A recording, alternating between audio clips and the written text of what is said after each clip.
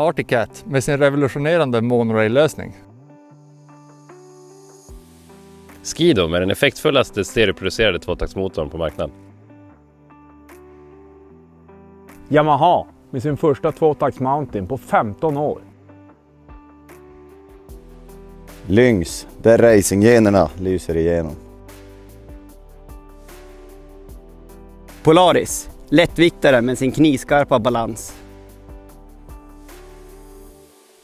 Äntligen får Sledtrax presentera världens största lösnutest. I år är fokus på fjädring och lösneegenskaper. Det var en härlig blandning med maskiner. Men vilken är då bäst i klassen? Ja, det ska vi ta reda på nu. Följ med!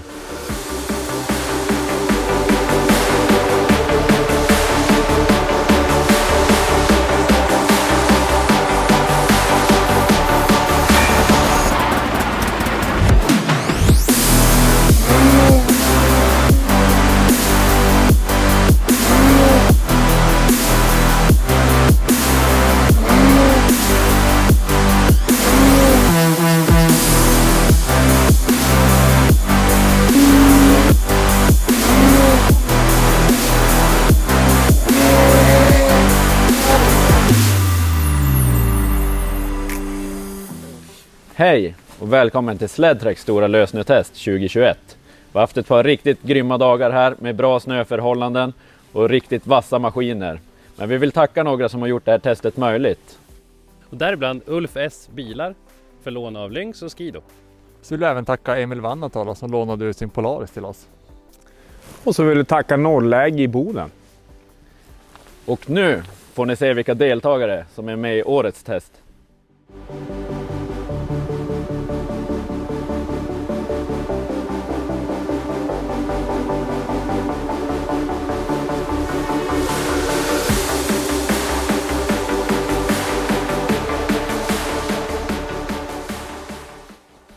Med oss från Yamaha har vi deras nya Mountain Max 800.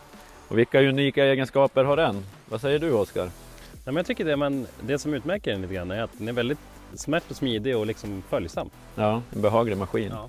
Vad tycker du, Henrik? Ja, jag tycker vi måste passa på att berömma för att de har ju fått till väldigt bra variatorkalibrering på en fabrik. Den håller varven väldigt bra, speciellt på den körning vi har hållit på med den här helgen.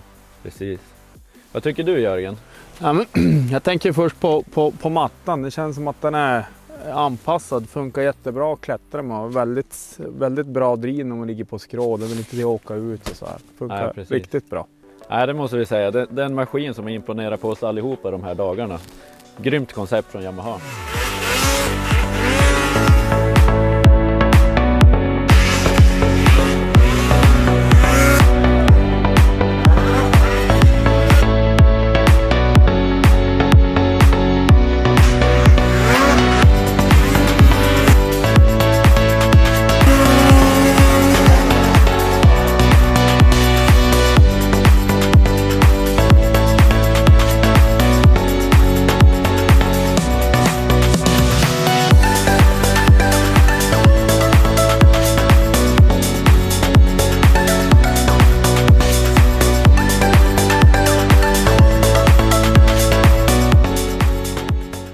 Med oss från Lynx har vi deras Boondocker RE 3900.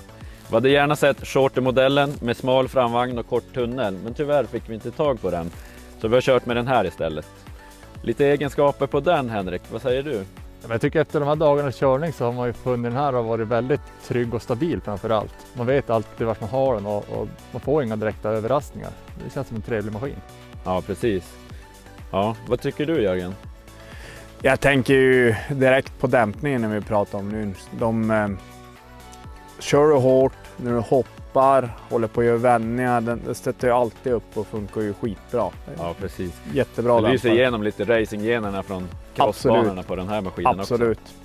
Också. Oskar, vad har du att säga om Lynxen? Men jag gillar framförallt Lynxens, alltså körställningen och fotstegen. Man kommer fort in i vad det är för maskin och känner sig trygg. Ja, precis. Ja, det är helt enkelt en grym maskin från Finland som vi har haft jätteroligt med de här dagarna.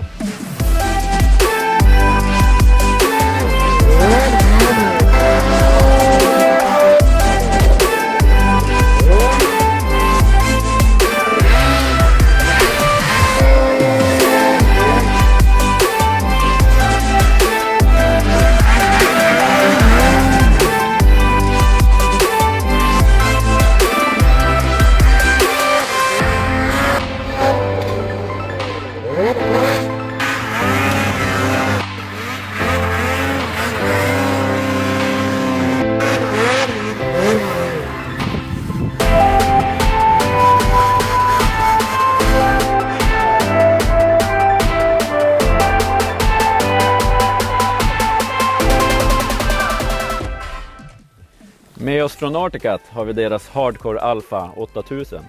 Riktigt grym maskin som vi har hårdtestat nu. Vad säger du Jörgen om den här maskinen? En jätterolig maskin som är lättkörd. Nästan så att du balanserar den med fötterna bara när man ska surfa och svänga bland träden och hålla på och klättra. Ja, precis. Den är riktigt läcker. Vad säger du Henrik? Jag tycker en grej på den här som är väldigt intressant när man kör den, det är ju så lätt att ställa om dämparna, den här QS3-funktionen. Och man känner ju verkligen skillnad, det är så ganska stora steg mellan klicken. Ja. Så det var kul att få utvärdera det också. Det är enkelt att prova sig fram vad man känner funkar för en själv och olika typer av fören. Ja, men precis. Oskar, vad har du att säga om Artican? Ja, men det som jag tycker är intressant är ju skillnaden. Nu har vi haft både Yamaha och Artican och väldigt lika maskiner. Och det som sticker ut mycket är just mattan. Att den är mer aggressiv och liksom poppar och reser mer än vad Yamaha mer tuggar på liksom. Ja precis, det är olika mattor så man känner att det är ett brutalt grepp i den här och den verkligen busar och reser mycket. Ja, vi har haft skitkul på den här maskinen de här dagarna.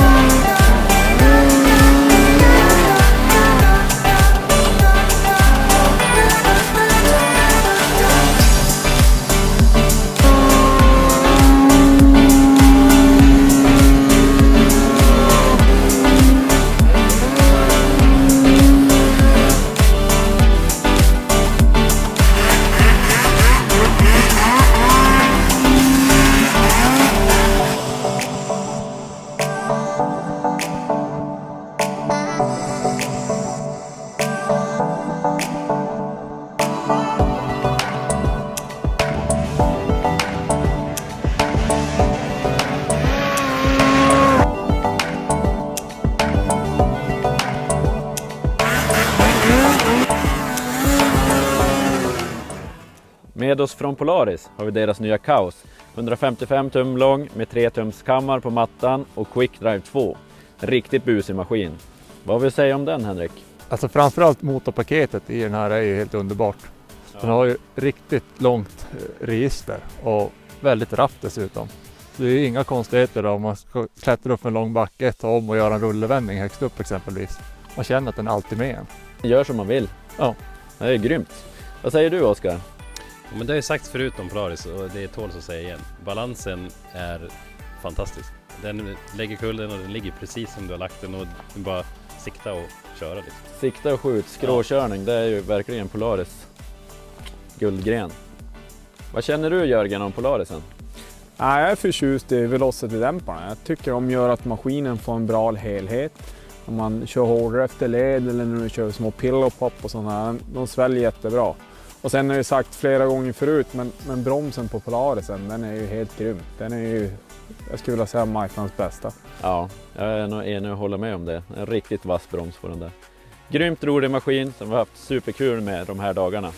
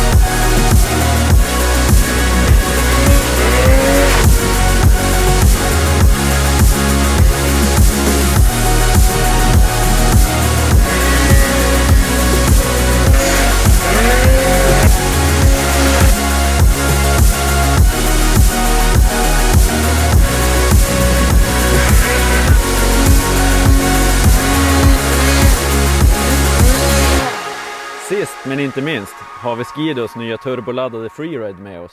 En 155 tum lång maskin med 3 tums matta. Vad säger du Jörgen om den? Ja, som du är inne på, 3-tumsmattan gör ju att man får bra skjut i den här maskinen. Och sen är det enda maskinen i det här gänget som har en shorty tunnel och det gör att den känns kvick när man vill busa och vända. Och... Rullevändningar är inga problem med den här. Nej, jag håller med. Henke, vad har du att säga? Jag tycker det var väldigt lätt att komma igång och köra på den här skotern. Förarmiljön känns väldigt bra när man står på den. Man har mycket yta att röra sig på, lättkörd och sen kombinationen med dämparna här som gör att man tvekar inte heller på att köra ett litet extra hopp eller två. Ja, precis. Man kan ladda lite hårdare. Vad säger du, Oskar? Nej, men jag tycker det som är fantastiskt roligt med skidon, det som sticker ut i det här gänget överlag också är ju motorn. Alltså en turboladdad tvåtaktare serieproducerat. Det finns hur mycket kraft som helst. Och turboljud och det där lilla visslandet, det tröttnar man ju aldrig på. Nej, precis. Riktigt läckert. Och man känner det är fruktansvärt starkt register på den här motorn. Ju tyngre det går, desto bättre gör turbon jobbet på den här maskinen.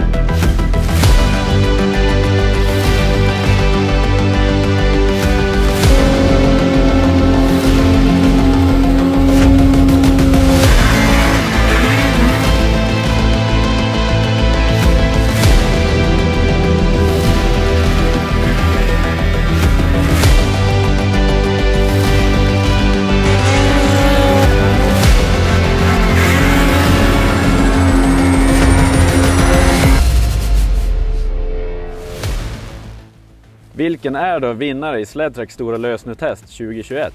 Ja, det har inte varit helt enkelt att komma fram till en vinnare.